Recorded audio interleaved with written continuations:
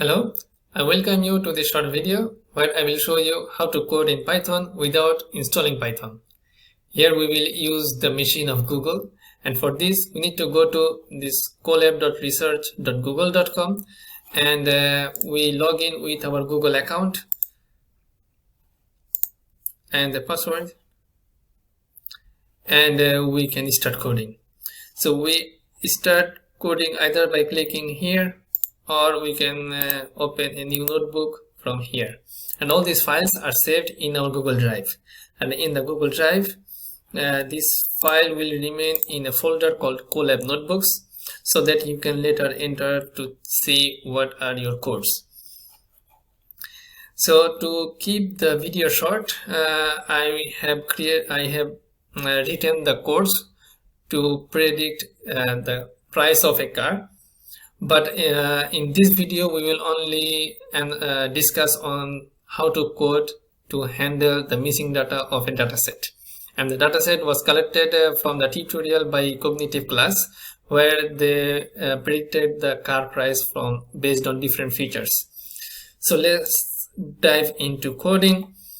Here you see this is the environment of the Google Colab. I have saved the file, and that is again in the Google Drive, and we see the status of the machine of Google, that how much we are using here. So to start the coding, we need to bring some libraries. In Python there are several libraries to work on different things. For example, NumPy to work on arrays, and for Pandas library to do the data manipulation. For example, if we want to do the data visualization, then we can import matplotlib libraries. The interesting part of Google Colab is they understand what we are going to need, and accordingly they give a suggestion. So we can select the required library, and we run this cell, and all the libraries are here. We can run either by clicking here, or we can press Ctrl or Shift Enter to run the cell. So to bring the data file, there are several ways. So we can mount our Google Drive here, or we can work on a temporary basis. For example, if we import this file, it will remain here for 24 hours, and we can work with this data. And also from Drive, we can browse the file we want to import, and we can bring. So to bring, we use this pandas data frame, and we use read CSV because it is a CSV file. We can also select Excel if it is an Excel file, and every time you see there are some recommendation for the libraries, what it works and how it works. If you want to explore further, you can go through that document. And the data we are going to import, we can define it to this variable df, which stands for data frame, and this is the link of this location. So we can copy the path, or we can right click on the path to bring it here. The same way we can bring the file from Google Drive just by copying the path. Well, and don't click here. If by mistake you click here, then you are lost, but you can find your files over here under the folder content. Okay, yeah. So now if we run this, our file is in the probe code. So let's have a look into how the file look like. So with data frame dot head, it displays the first 5 rows, and if you want to see more, then just put the number here and you will see. In a first glance, we see there are question marks, that means the missing values, and also there are no heading. So how to put the heading? We create a list which is called headers, and on the square bracket we name individual column headers, and then together while importing, we can actually name with the names parameter, we can put all the headers name, and we can check the header's name like this by running dataframe.head. Fine. Now, how to work with the question mark? In NumPy library, they work with nan values, which is not a number. So then if all the missing values are defined with nan, then they can do anything you want. So we replace this question mark with nan values, and we see the heading, and again we see they are replaced with nan. Fine. And please remember, we need to, any change that we make on the data frame, need to define it again in the data frame so that it goes to the following line of code. Otherwise it will not keep the changes. Like you see here, it remains question mark. The another way is that if we click in place equals to true, then it will continue to the next line of code. Yeah. So now let's see how many missing values we have for individual columns. So to check this, we write dataframe.is not a number, and then we call summation. So we see all the name of the columns with the number of missing values. And we can also check the shape of the data frame.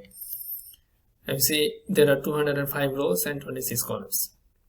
And it's a fancy way to look into the data. It's like a matrix that we need this library to use this library on a matrix shape of this data frame, and we see the location of the missing values in our data frame. You see, yeah, so it's much more comfortable than just text like this. Well, so let's start working with the missing value.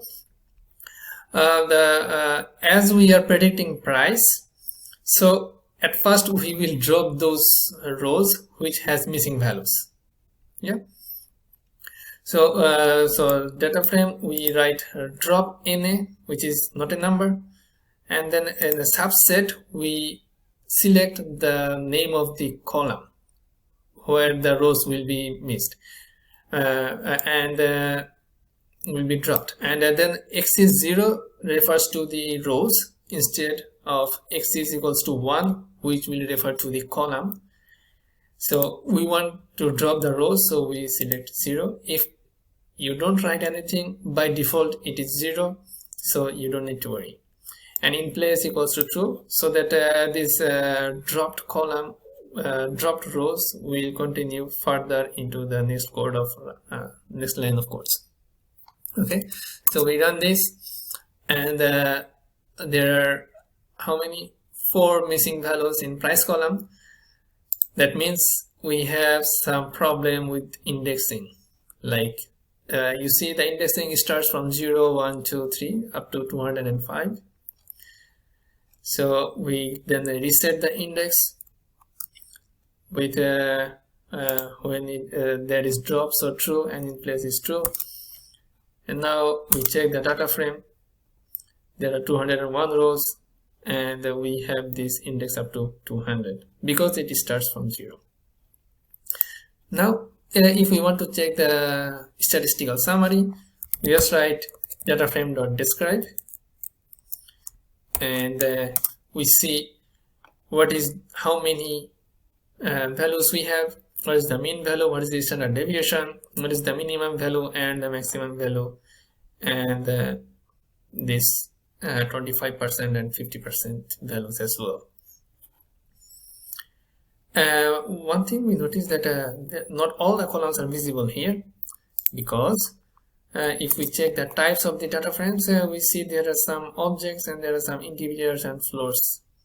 Although some of the things are wrongly presented, like normalized losses is object, it should not be object because we see numbers here. Okay, let's work on this. Like if we select include all parameter, then we will be able to see all the columns regardless of the type of the column, and we will have some additional information. For example, here what is the make and the brand. The Toyota is the top, and how many times the Toyota came is 32 times. And how many unique values we have is the 22 unique values we have in this column. So the frequency is 32. So this is the highest number of frequency is only visible here. So this is the top. Again, gas is the top, like full tank. Similarly, the others. So for the numerical values, there is no values. Well, and we can also have a concise information of this data frame by using .info. Here, how many non-null values are there, and what is the type, and and what is the memory used in. Okay, we have a lot of memory, so we don't need to worry. Well, now we see the normalized loss is an object type. How we can change the type of the data? Just using s type to float, we can change the type of this data frame.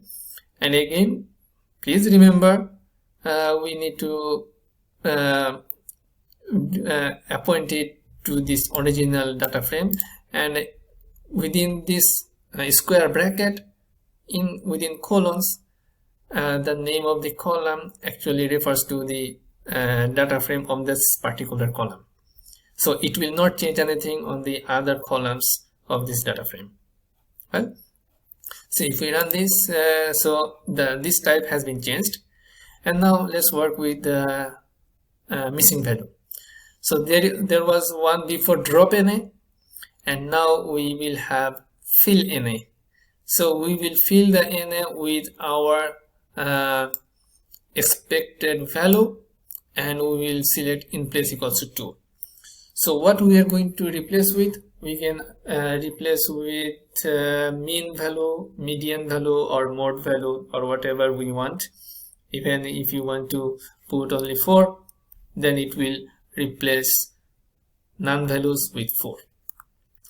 So let's just put the mean value of this column, and we see all these none values have been replaced with 122. Well, similarly we do this for bore. That is at first we change the type of the data, and then we replace with mean value. And to check the check this column, if there is any missing value, we run the same as we did it for the entire data frame, but now we do only for this column, and we see there is no value missing. Yeah, we have this value 0. The same thing we do for stroke, horsepower, and peak RPM. Well, so we replace all these values using mean value. To work with the object type of data, we see there are value counts for the number of doors. We see 4 door cars are 115 and 2 door cars are 86 times. So also we can see which is the highest number by describe option. So we can just replace the mode value for all the missing values for this object, and then to replace with, we run this fill NA 4, and in place is true.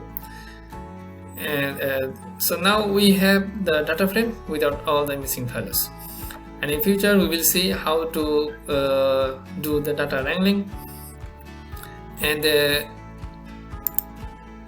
we can also cross check the updated types of the data, and we can save the data into a CSV format or an Excel format by to Excel to the location we prefer. Like if we prefer this one, we copy the path and paste here, and we name the file name, and we will see we have this processed file here. We can also have a look into this by double clicking here, and we can explore the data here on different pages. Okay, so till our next video, have a nice day, and we will see each other in next video to see how to do the data wrangling by data standardization or normalization and binning and whatsoever. Bye, have a nice day.